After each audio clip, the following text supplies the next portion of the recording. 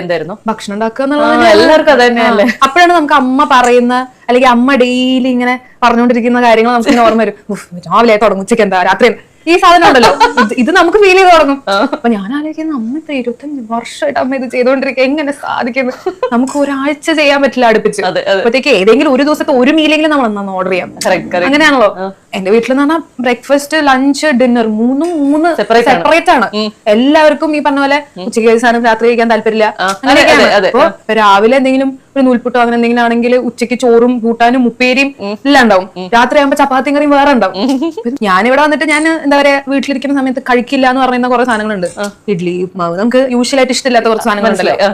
ഇവിടെ വന്ന് പിന്നെ ഉപ്മാവായി, ഇഡ്ഡലിയായി, ഉപ്മാവൊക്കെ ഉണ്ടാക്കി എളുപ്പമാണോ? അതെ അതെ, സത്യമാണ്. ഞാൻ വിളിച്ച അമ്മേന്റെ അടുത്ത് പറയാം, എന്തായിരുന്നു ഉപ്മാവായിരുന്നു. ഓ, നീ ഇപ്പൊ ഉപ്മാവൊക്കെ കഴിക്കല്ലേ? അങ്ങനെ എല്ലാ അമ്മമാരുടെ ഒരു സ്റ്റാൻഡേർഡ് ഡയലോഗ് ആയിരുന്നു. ഇതൊക്കെ കഴിക്കുകയല്ലേ, ഉണ്ടാക്കുമ്പോ ഇതൊക്കെ കഴിക്കും.